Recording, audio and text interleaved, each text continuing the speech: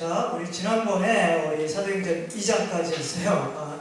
한 2주 돼서 기억이 새록새록한데, 사도행전이 1장에는 예수님께서 지상사역을 모두 마치고 예루살렘에서 승천하는 장면. 왜냐하면 복음서, 특히 사도행전과 쌍을 이루는 누가복음이 이제 24장까지 되어 있는데, 24장에 보면 예수님께서 십자가에 달리시고 죽으시고 부활하시고 승천하는 장면으로 누가복음이 이제 마무리가 돼요. 그리고 누가복음의 어떤 끝부분을 다시 서두로 해갖고 사도행전이 시작하죠. 그래서 예루살렘에서 예수님께서 승천하기 직전에 이제 제자들에게 당부하셨잖아요. 그렇죠? 네? 예루살렘을 떠나지 말라. 왜냐하면은 약속한 것이 곧 임할 것이기 때문에. 그래서 예수님이 그 말씀하시고 난 다음에 제자들이 어떤 예루살렘의 그 회복에 대해서 묻는 것에 대해서 에둘러서 오직 성령이 너희에게 임하시면 모든 것이 또 이제 다 이렇게 깨달아지고 너희들이 성령이 임하면은 성령의 힘에 의지해서 땅끝까지 복음을 증거해라. 그리고 2장에 드디어 예수님의 약속, 승천하시고 난 다음에 한 10일 정도 지나고 난 다음에 예수님의 약속이 성취된 것을 의미하는 오순절 성령 강림, 성령 강림의 의의에 대해서 제가 말씀을 드렸었어요. 오순절 성령 강림이라고 하는 것은 인류 역사상에서 계속 반복되는 것이 아니라 딱 한 번 일어나는 단회적인 역사이면서 이것은 구약의 요엘 선지자가 예언했던 말씀의 성취이면서 오순절 성령 강림으로 말미암아 신약의 교회가 탄생하는 그런 놀라운 역사가 일어났다. 그래서 베드로의 설교를 통해서 오순절 성령 강림의 의미를 베드로가 전하면서 주변에 있었던 많은 사람들에게 회개하고 주 예수를 믿으라 했더니 3,000명이나 되는 놀라운 사람들이 예수님을 영접하는, 그래서 오순절이라고 하는 것이 바로 보리추수, 첫 열매를 수확하는 그런 의미가 있잖아요. 그래서 신약의 교회가 첫 열매로 3,000명이 되어지는 놀라운 역사가 일어났어요. 오늘 이제 3장, 그래서 성령의 어떤 그 역사로 말미암아 백신문도들이 엄청나게 힘을 얻어갖고 3,000명의 교회로 들어오는 놀라운 이적의 역사가 일어났잖아요. 3장에 보면은 그 연장성상에서 2장에서는 3,000명의 포커스를 맞췄다면 3장에서는 1명의 포커스를 맞죠. 그래서 나면서부터 걷지 못하게 된, 예전에는 안진뱅이라고 했는데 요즘에는 그런 말이 잘 안 쓰죠. 그렇죠? 장애인을 좀 비하는 거. 어쨌거나 한 번도 태어나면서부터 걷지 못하는 성전 미문에서 부골하며 거리로서 비참한 인생을 살아갔던 한 사람에게 하나님께서 사도들을 통해서 찾아가는 놀라운 역사가 일어납니다. 우리 3장 1절을 같이 한번 읽어보겠습니다. 여러분 1절 읽고 제가 2절 한번 읽어보죠. 시작. 3장 1절 제9시 시작. 제9시 시간에 베드로와 요한이 성전에 올라갔을 나면서 못 걷게 된 이를 사람들이 베고 오니 이는 성전에 들어가는 사람들에게 구걸하기 위하여 날마다 미문이라고 하는 성전 문에 두는지라.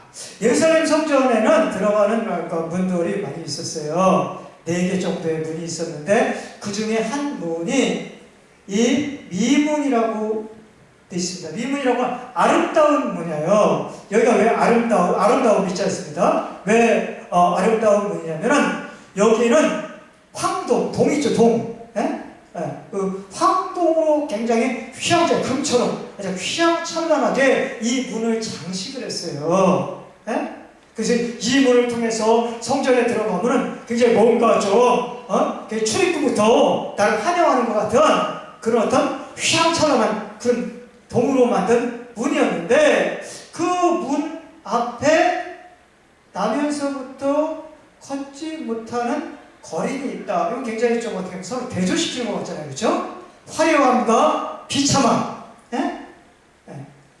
그래서 이 거린은 하나님의 임재가 있는 이 아주 그 예루살렘 성전이라고 하는 그런 장소에 들어가지도 못하고 그 앞에서 그냥 생존의 어떤 그런 것들을 만족해서 돈이나 할 푼 집어주면 그거 갖고 하루 벌어먹고 사는 그런 사람이었어요. 그런 사람이 오늘 보니까 베드로와 요한을 만나게 되는 그런 일이 있습니다. 자, 베드로와 요한은 이 거린을 만나기 전에 무엇을 하기 위해서 성전에 올라갔을까요? 제9시 기도 시간에 이렇게 나와있죠. 그렇죠? 성전에 베드로와 요한이라고 하는 예수님의 어떻게 보면 최측근 3인방 베드로, 요한, 안드레. 예수님 12제자가 있었지만 예수님이 가장 측근에 일진에 가장 중요할 때 꼭 동원했던 이 세 사람 중에 핵심 두 사람이 이렇게 있는데 이 사람들이 제9시 9시라고 하는 것은 9시를 얘기하는 게 아닙니다. 오전 9시를 얘기하는 게 아니라 노마 시간이기 때문에 플러스 6은 해야 돼요. 그러니까 오후 3시에 오후 3시면은 이 팔레스타인의 그 예루살렘 이런 데는 엄청나게 더운 한낮에 아주 불볕더위 이렇게 때문에 이 시간에는 기도하기가 그렇게 만만치 않은 오히려 한잠 자는 오친 시간 뭐 이렇게 너무 이렇게 좀 쉬는 시간이었는데 기도하러 갔다 경건한 유대인들은 하루에 시간을 정해놓고 한 3번 기도했다 그래요. 오전 9시 또 오후 3시 지금 제9시 기도 시간 6시 이렇게 유대인들 아주 습관적으로 이렇게 기도를 했습니다.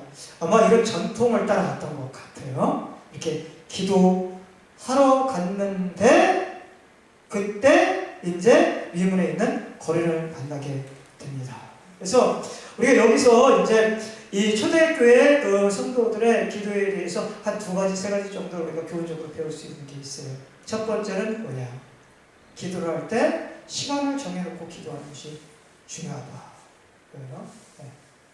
유대인들 3번 이렇게 하듯이 우리도 이제 새벽에 기도하는 시간이 있고 수요일에 또 기도하는 시간이 있고 금요일에 기도하는 시간이 있고 한국교회도 그런 전통을 근데 이렇게 시간을 정해놓고 하나님을 만나는 것 이것이 굉장히 중요하겠다 이런 것들을 좀 깨달을 수 있고 두 번째는 기도할 때 혼자 이렇게 기도하는 것도 중요하지만 기도에 파트너가 있는 것도 굉장히 중요하다. 그래서 우리가 합심 기도 혼자 기도하는 것보다 2-3 사람이 내 이름으로 모인 곳에 나도 함께 하겠다. 하나님께서 마태복음 18장 20절에 우리에게 약속했어요. 그래서 우리가 합심기도.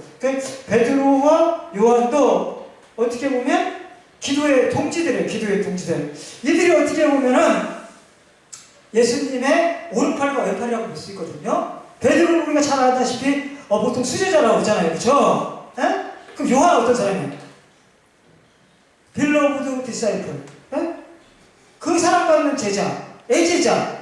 그러니까 이 사람들이 기도로서 이렇게 동력을 하지 않았으면 예수님이 이제 안이 계시는 이때 승천하시고 이제 제자들만 남겨놨을 때 한편으로는 내가 예수님의 가장 총애를 받았던 제자 중에 제자다 이렇게 하고 파워 싸움으로 갈 수도 있었다는 거예요. 사실 교회가 어떻게 보면은 리더가 공석일 때 많은 교회가 서로 이렇게 나눠갖고선 내가 이 교회의 대표다 뭐 이렇게 해갖고서 서로 이렇게 좀 이렇게 안 좋은 어떤 분열의 길로 이렇게 갈 수도 있는데 이 예수님의 가장 총망을 받았던 두 제자는 그런 모습보다는 서로 기도하면서 동력하고 서로의 어떤 약점들 이런 것들을 보완해주고 강점들을 더 극대화시키는 그런 것이 함께 기도하면서 나타났다는 거예요. 그래서 우리가 기도할 때 신앙생활은 혼자 하는 것보다 이렇게 같이 힘을 합쳐서 기도도 하고 전도도 하고 함께 이렇게 모여서 예배드리고 이런 것들이 굉장히 중요하다. 그런 것을 또 깨달을 수가 있습니다. 세 번째로 우리가 초대교회의 이 어떤 요 본문에만 나타난 것으로 깨달을 수 있는 것은 기도라고 하는 것은 나의 필요도 우리가 위해서 기도하죠. 내가 하나님 앞에 아래고 우리의 필요한 것들 이런 것들을 하나님께 들어달라고 우리가 기도하러 나가는 거잖아요. 그렇죠? 간구가 많잖아요. 기도할 때 우리가. 그런데 또 하나 놓쳐서는 안 되는 것이 뭐냐면은 나도 하나님에게 필요해서 나가지만 타인의 필요에도 관심을 가져야 된다. 기도하는 사람은.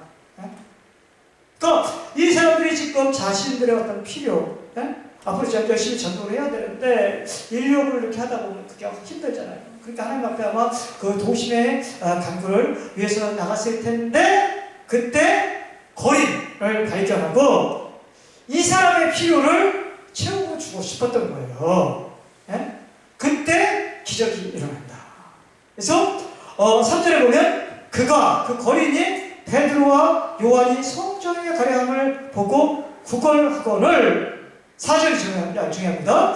베드로와 요한과 더불어 주목하여 이르되 우리를 보라. 이게 바로 타인의 욕을 한번 들어주고자 하는 마음이 있었다는 거예요. 그렇게 얘기를 하니까 그 거인이 그들에게 무엇을 원할까요? 보라고 하니까 바라봤어요. 거인이 무엇을 원했겠어요? 상식적으로 돈을 원했겠죠. 뭐 빵이라든지 이런 것들을 원했을 텐데 제가 여기 이제 육신의 빵과 생명의 빵을 얘기했어요. 그래서 이 거인이 원했던 것은 육신의 빵입니다. 당장 먹고서 생활할 수 있는 어떤 그런 것을 원했어요. 그렇지만 베드로는 6절에 은과 금 거인이 당장 원하는 것이었어요. 근데 이게 없다 이런 얘기 했을 때 얼마나 실망했겠어요 사실. 근데 뭐라고 그랬어요? 은과 금도 없는데 굉장히 기대감을 갖게 한 것 같잖아요. 그렇지만 거기서 끝나지 않고 내게 있는 이것을 내게 주노니 나사렛 예수 그리스도의 이름으로 일어나 걸으라. 예수 그리스도. 아까도 우리가 오병이어 얘기를 조금 했었는데 예수 그리스도 그분이 바로 진정한 어떻게 보면 은과 금이 될 수 있다는 거예요. 그분이 바로 육신의 빵은 아닐지라도 생명의 빵, 더 궁극적으로 우리가 추구해야 될 생명의 빵이기 때문에 베드로는 그것을 더 귀한 것을 제시했습니다. 근데 우리가 여기서 놓쳐서는 안 될 것은 뭐냐면 베드로가 은과 금이 있었음에도 불구하고 아까워서 안 주면 아니라는 거예요. 초대교회는 제가 지난번에 시간 관계상 다 얘기를 못했지만 초대교회는 이 원시 공동체라고 해요. 그래서 개인적으로 이렇게 이렇게 물질을 막 이렇게 관리하기보다는 전체적으로 관리를 많이 했어요. 그래서 아마 베드로가 여기 은과 금은 없었기 때문에 안 줬는데 있을 때는 우리가 빵도 나눠주면서 전부 그러니까 육신의 빵도 나눠주면서 생명의 빵을 제시해야 된다는 거예요.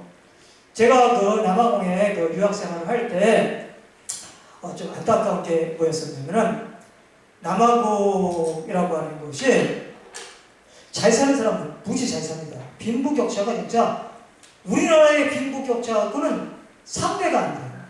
거기는 50%가요.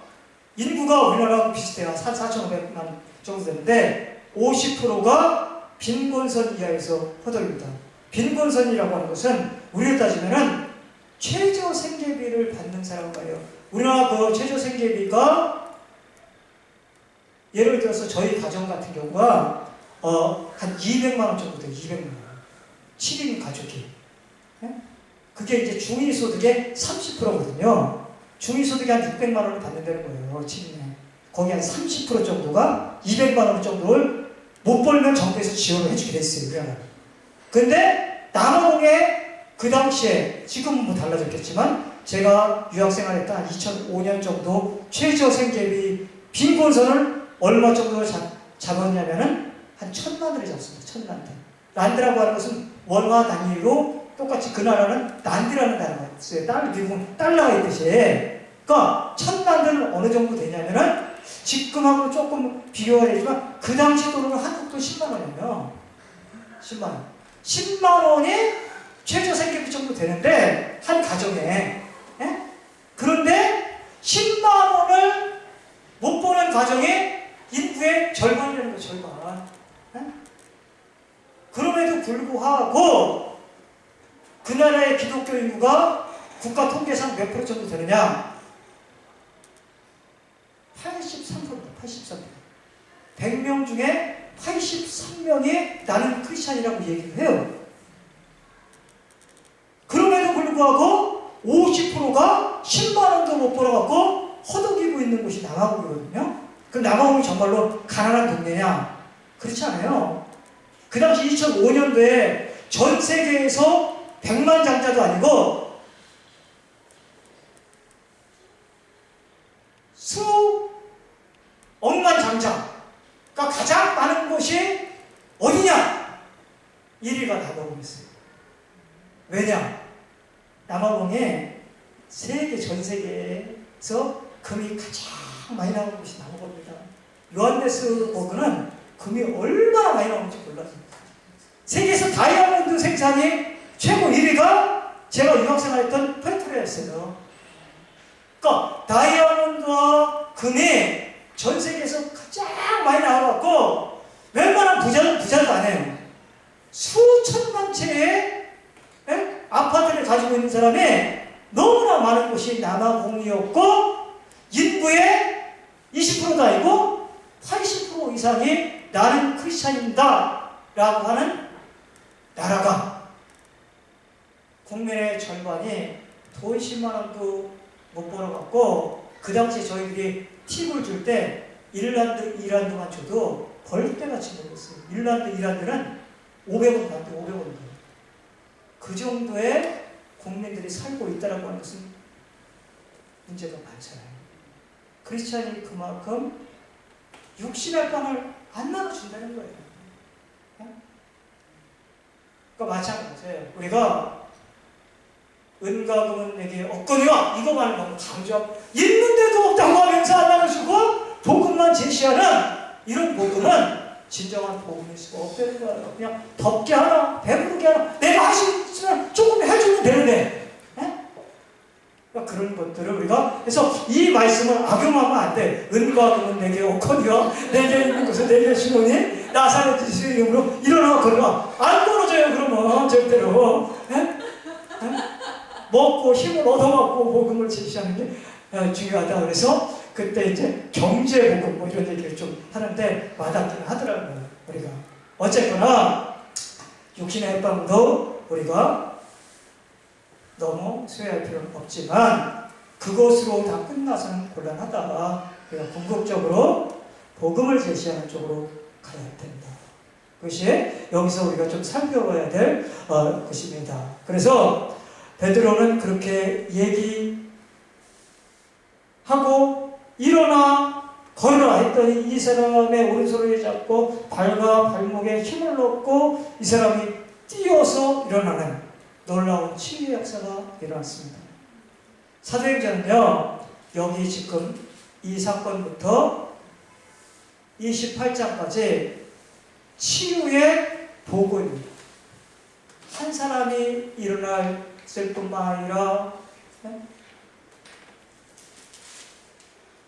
이 사건은 바울이 선교할 때도 또 동일하게 해서 애니아라고 하는 사람이 그러니까 뒷부분에 가면은 또 어떤 사람이 또 일어나기도 하고요. 또 일어났을 뿐만 아니라 죽은 사람이 살아나는 놀라운 역사도 있고 엄청나게 많은 기적의 역사가 일어나요.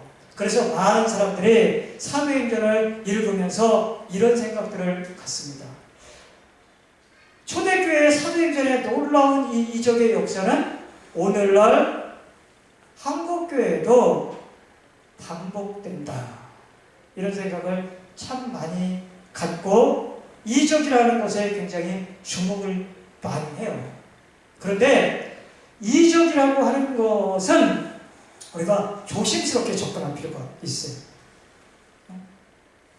육신적으로 사람이 고쳐지는 것은 눈으로 보이는 현상이기 때문에 사람은 더 즉각적으로 반응을 하고요. 더 감성적으로 강하게 반응을 합니다. 예? 보이니까. 근데 성경에서 말하는 치유라고 하는 것은 한쪽에만 편향되지 않아요. 절대로. 우리가 치유를 이 사도행전을 통해서 치유라고 하는 것을 한번 우리가 개념을 제대로 정립하는 게 참 중요합니다. 그래서 성경에서 치유라고 하는 것은 육신적인 어떤 치유를 무시하지는 않지만 영적인 치유와 같이 해서 전인적인 치유를 강조하고 있습니다. 항상. 그래서 육신적인 치유가 일어났는데 영적으로 그가 치유가 되지 않는다라고 하면 그것은 진정한 치유라고 얘기를 하지 않아요. 그래서 사도행전에 일어나는 치유라고 하는 것은 두 번째 치유에서 유예상 이 복음 전파의 촉매제로서 항상 치유는 작용한다. 치유 자체가 목적이 아니에요. 치유의 궁극적인 목적은 뭐냐? 그것은 복음 전파. 그 치유를 통해서 복음을 전파해서 예수님을 믿게 하는 것. 이게 사도행전 치유의 가장 궁극적인 목적입니다. 그래서 사도행전은 치유 사건이 많이 일어나. 왜냐? 예수 믿는 사람들이 기독교 초창기에는 많지가 않잖아요. 그렇기 때문에 사람들이 영적 수준이 좀 약해요. 그래서 그 사람들은 뭔가 현상을 좀 보고 기사와 이적이라든지 이런 어떤 가시적인 치유 사건을 통해서 자극을 받아서 예수님을 믿고 돌아오게 하는 그런 역할을 하기 위해서 사도행전은 치유 사건이 많아요. 기독교 초창기에는 한국교회 초창기에는 예수 믿는 사람이 많지 않았기 때문에 김익도 목사님이나 이런 사람들이 집회를 하고 막 동의하면은 그 소위 우리가 말하는 안전뱅이라든지 시각장애자들 이런 사람들 죽은 사람들이 막 살아나는 놀라운 역사가 기독교 초창기에는 많이 일어났어요. 근데 오늘날은 그게 그렇게 많이 안 일어나. 왜 그러겠어요? 그렇지 않아도 예수님을 믿는 길들이 많잖아요. 그쵸? 설교를 들을 기회도 많고 성경이 많이 복음이 돼 있잖아요. 그쵸? 신학교 같은 데도 많이 발전이 됐잖아요. 그런 입장에서 그냥 한국교회 교회가 얼마나 많아 사실. 자기가 마음만 먹으면 가서 신앙의 문제에 대해서 상담을 할 수 있고 거기에 대해서 조언을 얻을 수 있고 이렇게 할 수 있잖아요. 그런데 굳이 이렇게 치유 역사가 강하게 일어나서 꼭 그것을 통해서 우리가 예수님을 영접해야 되는. 그러니까 오늘날은 이 사도행전의 그런 역사처럼 뭐 기적의 육신적인 어떤 치유가 많이 일어나지 않는다고 해서 성령의 역사가 줄어들었다 그렇게 보기에는 좀 곤란하다. 어쨌거나 우리가 두 가지를 살펴볼 필요가 있습니다. 그래서 여기에 보니까 이제 이 친구가 한 번도 걷지 못하던 친구가 놀라운 치유 역사를 통해서 일어났어요. 그러고 이제 막 뛰기도 하고 이게 진짜인가 막 걷기도 하고 막 신났죠. 하나님을 찬송하고 이렇게 해서 결국 이 사람이 베드로와 요한과 함께 성전 안으로 들어갔습니다. 성전 안으로 들어가고서 많은 사람들이 그 사람이 걷고 하나님을 찬송하는 것을 보면서 성전 미문에 앉아서 구걸하는 사람이었는데 놀라운 어떤 기적의 역사가 일어나니까 사람들이 너무 놀랐죠. 그러면서 사람들의 첫 번째 반응이 뭐였어요? 11절에 나오잖아요. 나은 사람이 베드로와 요한을 붙잡으나 모든 백성들이 크게 놀랐다 이거예요. 그러면서 사람들이 아마도 베드로를 통해서 이 나면서부터 못 걷게 된 자가 일어났으니까 누구를 주목했겠어요? 미라클 메이커라고 생각하는 베드로와 요한을 주목했겠죠. 그쵸? 그러니까 오늘날도 이 치유사역가라는 많은 사람들이 있습니다.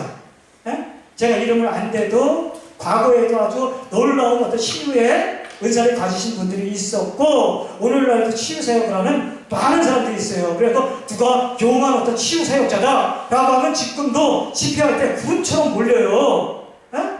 그리고 마치 그 사람이 궁극적인 미라클 메이커 있냐? 그 사람에게 주목하는 경우가 참 많이 되는 거예요. 그렇지만 여기서 우리가 놓쳐서는 안 될 것은 뭐냐? 이 사람이 진정한 하나님의 사역자인가, 아니면은 이 사람이 사꾼 어떤 사역자인가 판가름은 미라클 메이커라고 자주 치유의 의사를 가지고 있는 사람은 항상 나를 주목하라면 안 돼. 누구를 주목하라? 예수를 주목하라. 성경은 일관되게 그러고 있습니다. 베드로도 왜 너희들이 나를 부르냐? 왜 나를 바라보느냐? 그러면서 복음을 제시하고 궁극적으로 예수님을 주목하게 해요. 바울도 나중에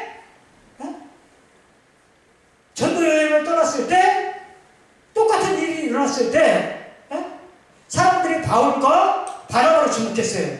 그때 옷을 찢고 나를 주목하지 말라. 나는 단지 너희들과 똑같은 성정을 가지고 있는 사람에 불과하다. 그러면서 예수님을 제시하는 거예요. 그래서 성경에 일관된 것은 치유 사역자들은 자기에게 영광을 돌리지 않고 항상 하나님께 영광을 돌립니다. 그래서 우리가 그런 것들을 여기서 한번 생각해 볼 필요가 있습니다. 그래서 이 나면서부터 못 걷게 된 자를 일으키면서 그것을 매개체로 해갖고 복음을 증거하는 것이 3장의 쭉 사건이 되겠습니다. 우리 4장으로 한번 넘겨주세요. 네. 자, 이 치유의 놀라운 역사를 보고서 이제 사도들이 담대하게, 더 담대하게 복음을 증거하는 것이 이제 4장의 사건이 되겠습니다. 네, 4장에 보면은 우리 1절 한번 여러분 같이 한번 읽어볼까요? 4장 1절 사도들이 시작. 사도들이 백성에게 말할 때에 제사장들과 성전 맡은 자와 사두개인이 이르러 이렇게 쭉 나옵니다. 여기에 보면은 제사장이 나오고요, 성전 맡은 자가 있고 사두개인이 있는데 이 세 부류의 사람들이 베드로와 요한을 결국은 체포해갖고 신문하는 장면이 사도행전 4장에 있게요. 그러면 왜 제사장, 성전 맡은 자는 로마의 성전 수비대를 말합니다. 네. 그리고 사두개인, 이 사람들은 이 놀라운 치유의 역사에도 불구하고 예수님의 두 제자들을 미워하고 그들을 체포해서 신문까지 했을 거예요. 그 이유는 뭐냐? 네? 제사장이라고 하는 사람들은 성전에서 유일하게 가르칠 수 있는 권한이 있었습니다. 아무나 가르치는 게 아니에요. 네? 네. 오늘날 교회의 목사님과 같은 어떤 그런 역할을 할 수가 있어요. 그러니까 아무나 설교하는 거 아니잖아요. 그렇죠? 네.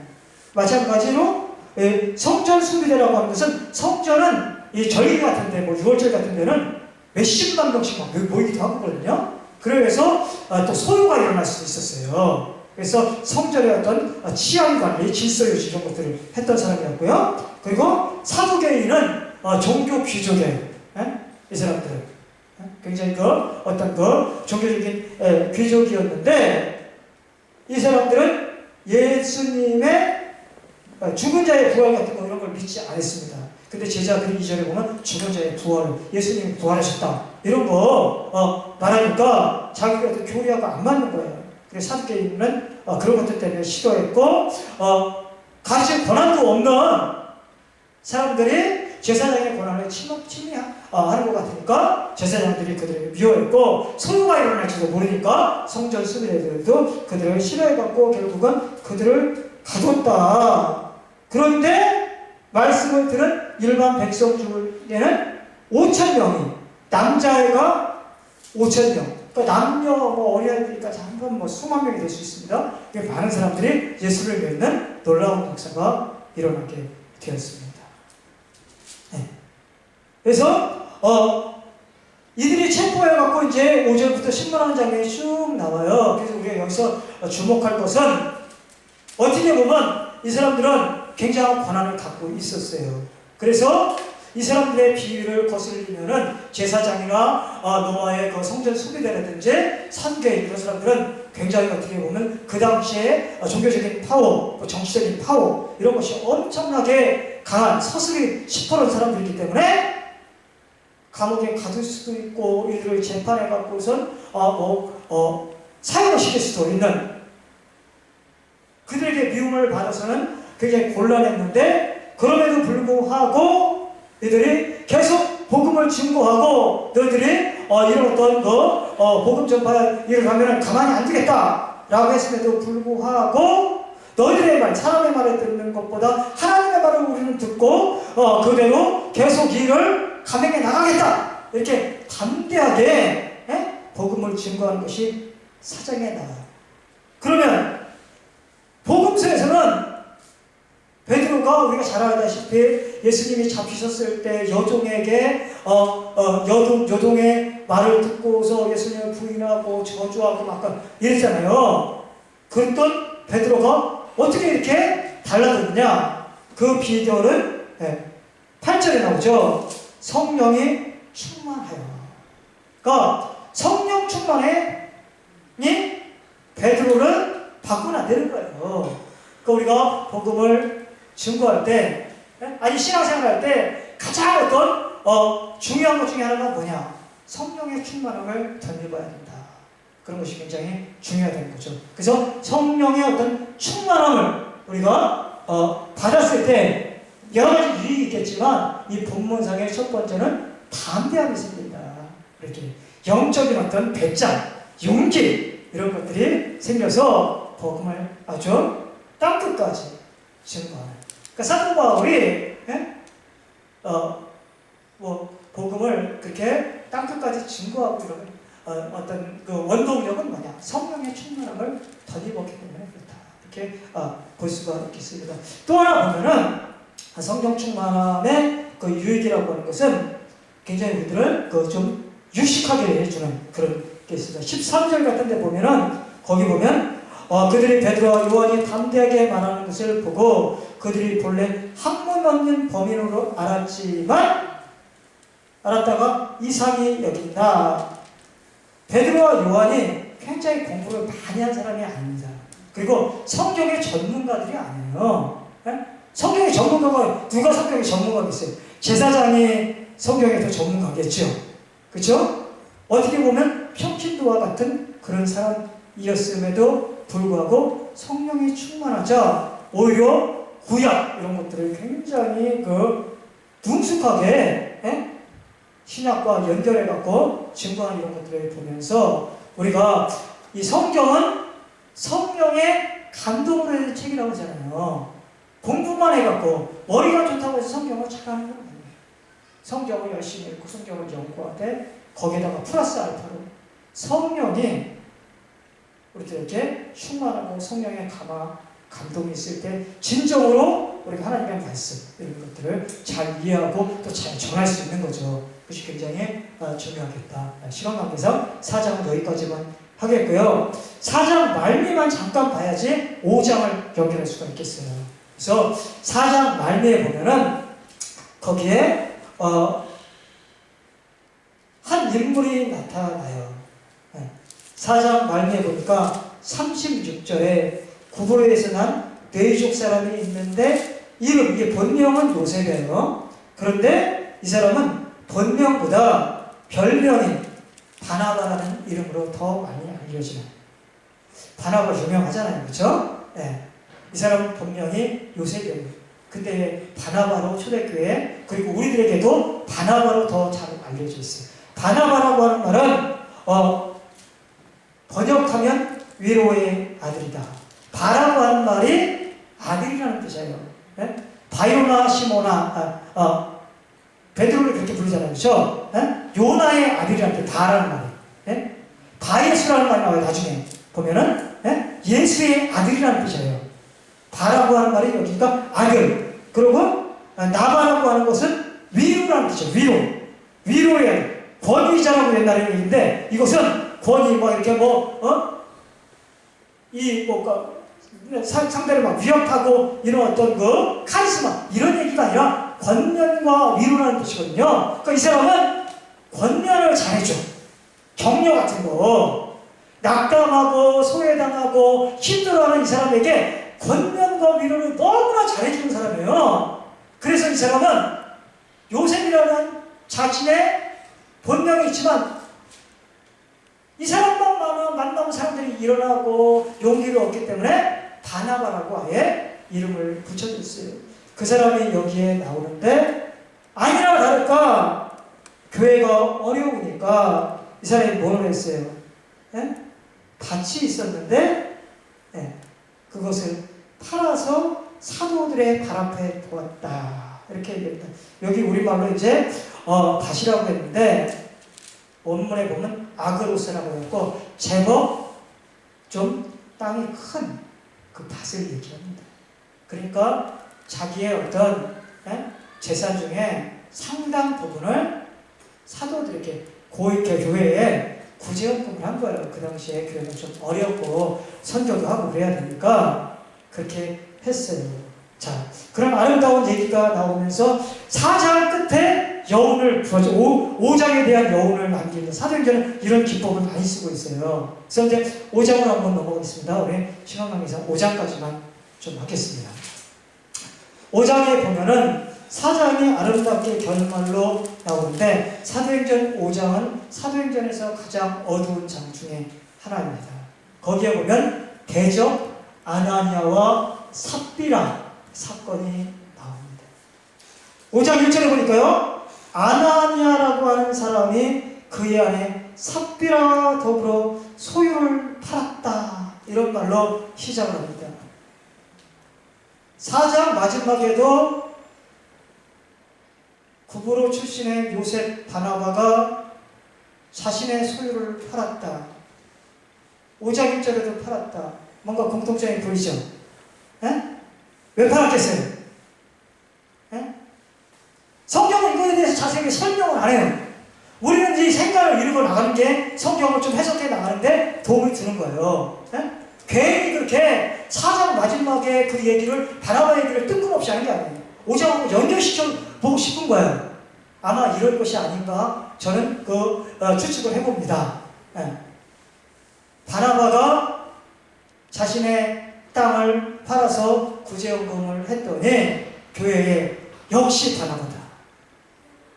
저 사람은 위로의 아들로 남들이 어렵고 힘들 때 자기만 호의호식하지 않고 자기가 헌신하고 희생하고 자기의 귀한 어떤 물질까지도 이렇게 헌신해갖고 교회에 헌금으로 내놓으니 참 박수를 받았을 거예요. 칭송도 많이 받고. 그 얘기를 듣고 아나니아와 삽비라도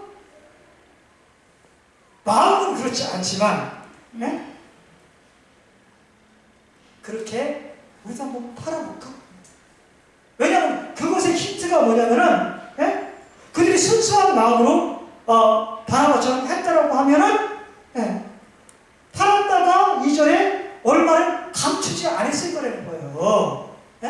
그러니까 참된 선, 진정한 선이라고 하는 것은 기독교적인 선은 무엇이냐? 그것은 여러 가지 우리가 정의를 내릴 수 있지만 그 중에 하나 놓쳐서는 안 되는 것이 뭐냐면 진정한 선.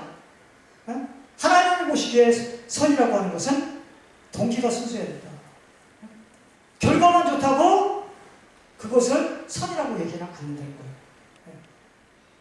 예를 들어서 어떻게 국회의원들 같은 경우 선거가 앞에 있으면 막 양동원 같은 데 가지도 않다가 갑자기 가갖고서 표 때문에 사기를 털어서라도 그렇게 하잖아요. 그게 선일 수도 있어요, 사실. 그래도 동기가 순수하지 않잖아요. 그쵸? 마찬가지. 이 사람들은 결과적으로 이 사람들도 칭송을 받을 것을 목적으로 했지만 동기는 불순했다는 거예요. 이런 것을 위선이라고 합니다. 겉과 속이 다른 거예요. 근데 이 사도행전도 마찬가지지만 구약에도 일관되게 위선을 해갖고 가면을 쓰고 마치 자기가 선한 사람이냐, 왜 형은 선한 사람이냐, 이렇게 가면을 쓰고 순수한 동기를 가지지 않고 살았던 사람들은 한결같이 아나니아와 삽비라처럼 비극적인 결과를 맞았어요. 아합 같은 경우가 대표적이에요. 전쟁에 나갈 때 가면을 쓰고 나가. 자기가 왕인데 왕이 아닌 것처럼 복장을 해갖고서 다른 사람에게 왕복을 입혀갖고 나는 전쟁에서 승리할 것이다 했는데 우연이 아니죠. 실질적으로 성경에 우연이라는 단어를 쓰는데 화살이 날라와갖고 그 사람을 맞춰갖고 결국 전쟁에 나가고 최후를 맞는 이런 게 많이 있어요. 그러니까 위선자는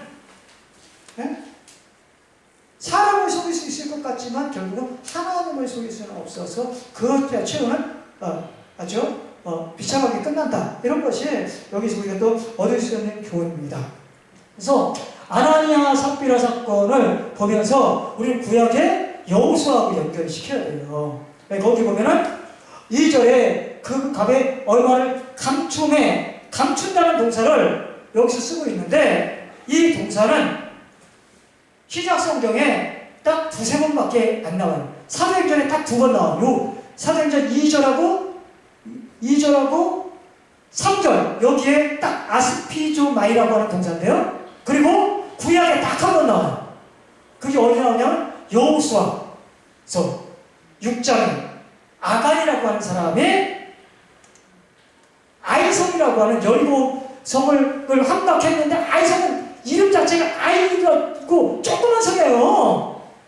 거기는 진짜 손쉽게 이스라엘 민족이 점령을 할 수 있을 줄 알았는데 그 전에 여호수아를 통해서 하나님께서 아이성에 있는 것들은 아무것도 취하지 말고 전체에 다 진멸하라고 했어요.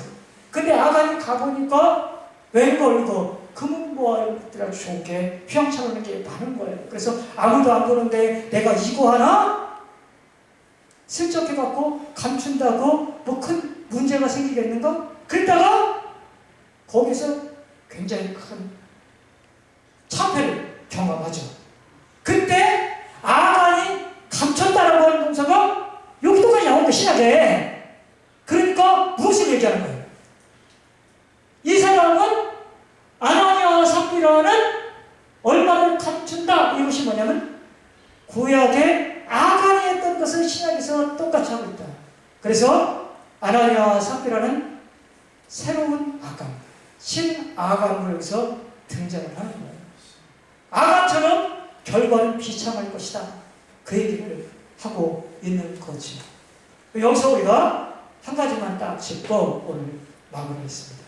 이 사도행전 5장은 성경을 연구하는 사람들이 굉장히 힘들어합니다. 왜냐하면 사도행전 5장 사건은 오늘날 우리 교회 공동체 안에서도 반복될 수 있는가라고 하는 퀘스천을 가집니다. 어떻게 생각하세요?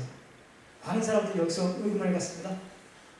저도 어떤 주석을 보든 어떤 책을 보든 여기에 대해서 명쾌하게 설명하기는 쉽지 않아요. 저 자신도 그렇고. 한번 생각을 해보세요. 어떤 사람이 교회에서 비슷한 케이스로 자기도 칭송을 받을 그런 목적으로 구제원금을 일단 1,000만 원을 생각을 하고 했다가 500만 원만 내고 500만 원 안 낸 거야. 그런데 속였잖아요. 그쵸? 그런데 그것 때문에 아나니아가 죽었어요. 그리고 3시간 후에 그의 아내도 거짓말을 해갖고 또 죽었어요. 오늘날 이런 것이 그대로 적용이 된다고 하면 교회는 아마 나만한 사람들이 이렇게 많지 않을 것 같아요. 주일날 오면 반은 죽어. 그 다음 주일 되면 또 뭔가 좀 갱기게 있는 사람도 안 보여요. 그럼 이거를 어떻게 우리가 해석을 해야 되냐. 그러니까 사도행전이 참 우리들에게 쉬운 책 같지만 굉장히 좀 현실적으로 파고들면은 넉넉하지가 않다는 거예요.